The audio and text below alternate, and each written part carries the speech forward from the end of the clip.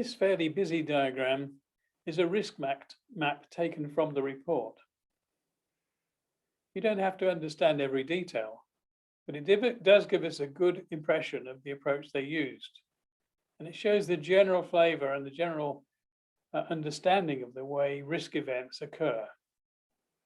Working from the top, the box on the left shows that there are internal causes underlying the events.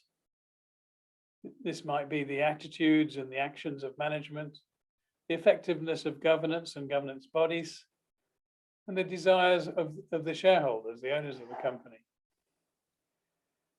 On the right at the top, in the red box, shows that there are sometimes trigger causes, external events that might cause things to happen inside the company, market movements, or something more severe, like a pandemic.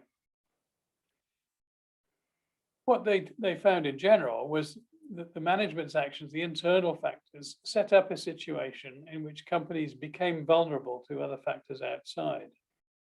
So a company that's running, for instance, with too little capital, may find itself vulnerable if the market moves suddenly against it, and some guarantees come into the money that weren't in the money before.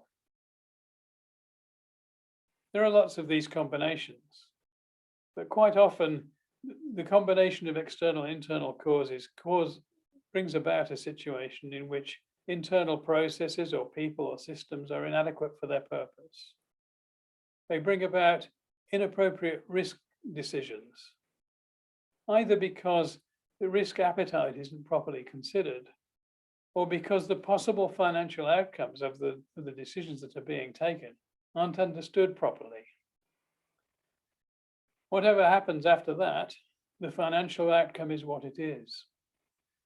The fact that people didn't understand it may cause more distress than they had anticipated, and it may stretch the resources of the company further than they would have wanted.